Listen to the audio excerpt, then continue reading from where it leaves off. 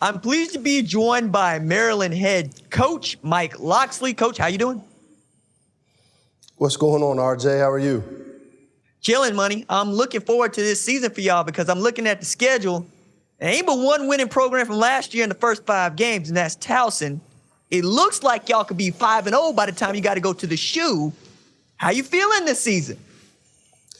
Are you really gonna do this to me, man? You gonna start counting them up already? Come on, you can't do me like that, RJ. We got a big game to open up the season against the unknown of what Towson has to offer, my alma mater, which I know the Tigers gonna come in roaring.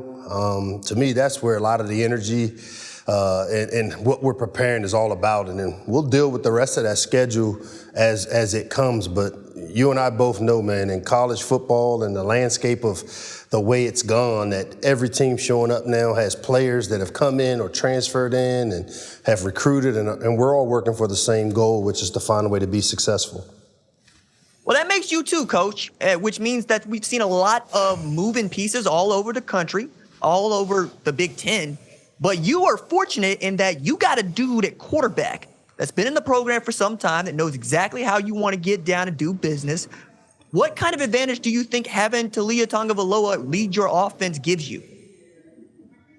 Well, the old adage of if you've got a quarterback, you've got a chance. We feel really strongly that we've got a quarterback at Maryland. And, you know, to have a guy of experience like Leah that's been in the system now 4 years, I mean, it's almost unheard of in college football now to have a 4-year starter at the quarterback position. But to have a guy like Leah, his skill set, his talent, his leadership, definitely he's played as big a role as anybody in where we've headed as a program. And it's going to be really important this year for him to take the next step. I'm going to do you one better, Coach. At UCLA, they had this cat, Dorian Thompson-Robinson, became the first 5-year starter in the history of the sport. They won 9 games last year. How close you feel? Like, I know I'm counting wins on you, but you've been getting better. And if you're getting a game better every year, feels like you're right there. Yeah, you know, if you've seen us the last couple of years, which I know you have, the trajectory of our program, it's definitely heading in the right direction. But I always caution our team, and I'll caution you, that every year we've got to start from ground zero. You know, we can't take the 8 wins we had last year and say, oh, we're building on that, because it doesn't work that way. We've got to start 0-0. But what I've tried to get our team to understand is let's take some of the habits and behaviors that we showed a year ago that allowed us to win 8 games. Let's do those, but let's do it a little bit better than we did a year ago. And it's from top to bottom as coaches, staff, players, that if we each can get incrementally a little better this year at the habits and behaviors that we showed a year ago, then we'll be where we want to be at the end of the season. We talked a bit in the spring about some of the guys that you've added to your staff to help you get back to not just those 8 wins, but progress on top of those 8 wins.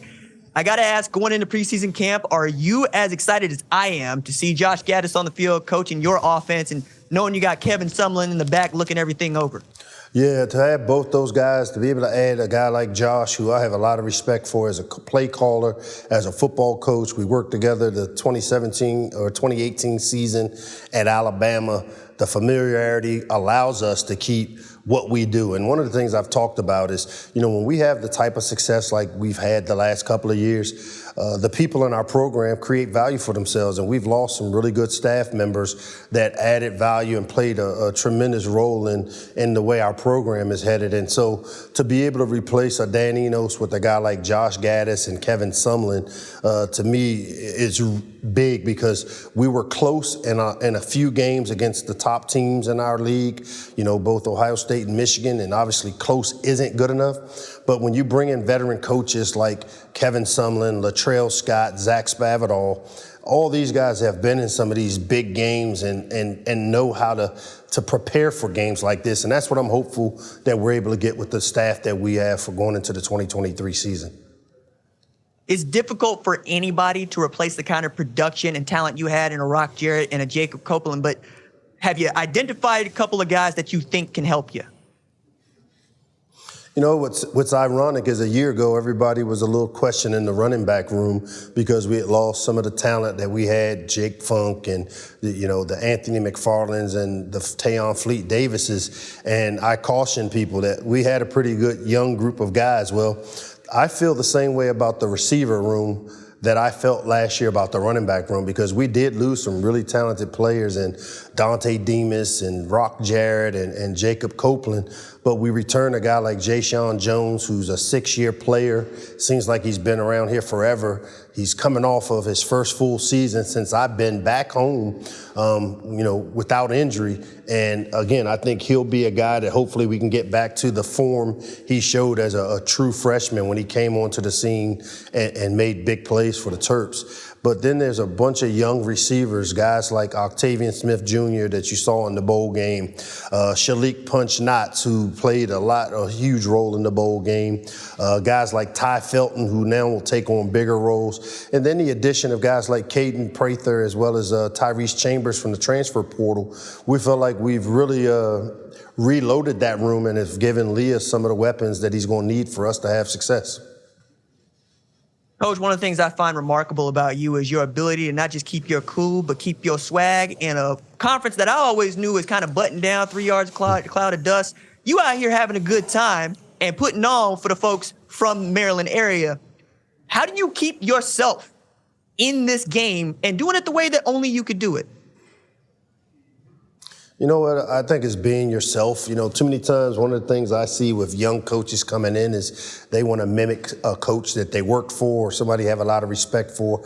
And I think it's good to take some of the philosophies that you like or that fit who you are as a coach. But for me, I'm really comfortable in my skin, and I think I've said this to you before, but since 2017, when I lost my son Miko, my give a crap gauge has been on E. And so, I'm all about I'm going to be authentically Michael Locksley. I'm going to enjoy what I'm doing. I'm going to live every day like there is no tomorrow, because tomorrow's not a promise to any of us. Maryland head coach Mike Locksley, Coach Locks to the people. Thank you so much for joining us here on the #1 college football show. Thanks for having me, RJ, man. Looking forward to seeing you, buddy. I'm pleased to be joined by Iowa defensive back Cooper DeJean. Cooper, how you doing? I'm great. How are you? I'm good. I'm very excited to talk with you because, frankly, dude, before you got to Iowa, something of a high school legend. And I kind of want to get into that because I'm looking at these statistics where you were passing for 3,500. You were scoring, 50 TDs, 60 TDs a year, 1,200 yards rushing. And then you played defense. So, I got to ask, was anybody else looking at you at high school other than Iowa looking at these stats and what you were putting up? There was a couple other schools in the FCS that were recruiting me throughout high school. I had a couple offers from some FCS schools, but other than that, it was just Iowa and the Power 5. Did you expect to be treated as the kind of athlete that you are at Iowa? Because I'm looking. You won the 100-meter state championship in addition to being just a highlight reel. There's a video of you going around dunking a basketball. So I guess in all of that, why football? I think football is where my heart's at. I came into high school. I thought I was going to be a basketball player, but I quickly figured out that football would be the better route for me. And I think playing all those sports in high school, basketball, baseball, track, those other sports really helped me in football in a lot of different ways. So sometimes I miss it, but I'm happy I stuck with football. Last year was a remarkable year for you. 3 interceptions returned for touchdowns. That's tying the school record. The next one is yours. You won MVP of the Music City Bowl playing defensive back. Was there something about last year that clicked for you in understanding your role in the defense? Yeah, my freshman year was a real learning experience. I kind of got my feet wet on special teams, and then I was just learning from the guys in our defensive back room. The older guys like Riley Moss, Kayvon Merriweather, those guys, which really helped me this past season. Just understanding offenses and what they're trying to do, helping me study film. just really feeling more comfortable out there on the field as a corner, because I came in as a safety and I switched over to corner midseason my freshman year. So I think those guys really helped out a lot. And then along with Coach Parker, he's a great coach, great defensive mind. So he's also helped out a lot.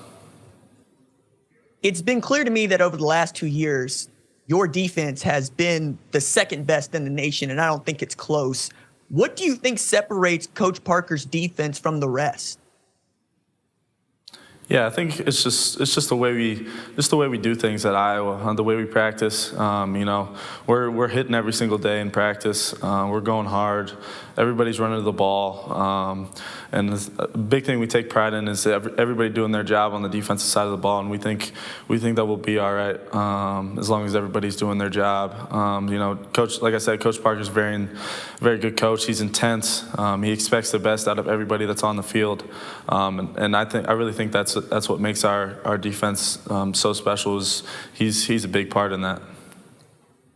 Somehow, that defense continues to turn out dudes, and not just dudes, but dudes from the state of Iowa in particular. Like, I'm very excited to see what Aaron Graves is capable of, being another guy that is from that state, and a guy that I'm very excited about watching play football, frankly, for what he was able to do in high school. What do you think it is about the state of Iowa that allows it to produce these sorts of players that end up being Hawkeyes and great FBS players? Yeah, I think people from Iowa just have an amazing work ethic, day in and day out, and they know they can't cut any corners. There's a lot of hidden talent in Iowa. I think guys that are real athletic, and I think part of it is too like we were talking earlier about playing multiple sports, and I think that's what a lot of kids in Iowa do, especially around mine and Aaron's area. We're both from small towns, so you kind of have to play multiple sports. So I think that's a big part in it too. Would you describe playing for Kurt Ferentz as hard? Hard? I'd say it's a lot of fun. Just the way our program operates. With the strength and conditioning, it's tough, but we know it's worth it, and what we're working towards when we're lifting those weights, running those sprints out on the field. So I think a lot of guys take pride in the process. At Iowa, we're a very detailed program, and you don't see a lot of guys playing their first year just because of that development factor that Iowa has. And I think that's what makes Iowa really special. Not a lot of guys start out at safety and spin down to corner, but you did it last year at Iowa, and Riley Moss is going to do it in the NFL. What do you think it is that is preparing you guys to be able to play on the field or the boundary? Yeah, I think just the way it goes back to Coach Parker. He expects us to be able to play every single position in the back end of the defense, while understanding the guys in front of us and their jobs. So I think that's something that helps guys out at the University of Iowa, just being versatile and understanding what other positions are thinking when you're on the field, and I think that's what helps our defense be so special year in and year out. Or in the case of you, sometimes even playing some outside linebacker. It does not feel like there isn't anything you can't do on a football field. So to that point, athleticism is a big part of your game, and I believe that's the first thing that people point to. But do you think you're the most athletic person on that team? On our team, we got a lot of athletic guys. I think a lot of guys that can play multiple positions, whether it's in the box, on the edge, wherever. So I think that again goes back to the strength and conditioning. Just being able to move our bodies wherever and however we may need to do it. So yeah, I think we like I said, we take pride in being able to play multiple spots and understanding the different positions in our defense. How has Cade McNamara integrated himself into the Iowa culture?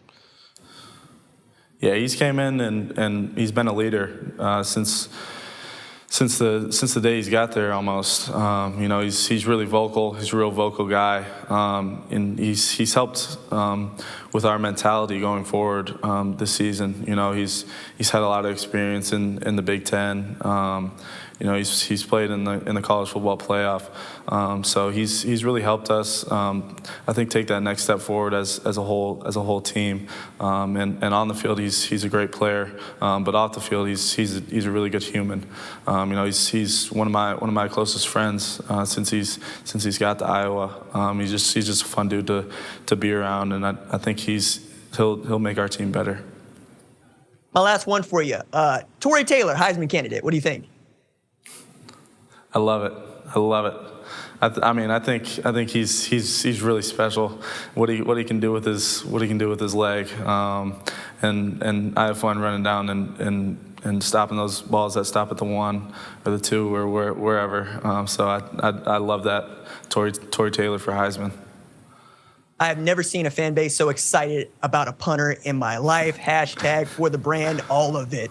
Cooper DeJean, Iowa defensive back, thank you so much for joining us here on the #1 college football show. Thanks for having me.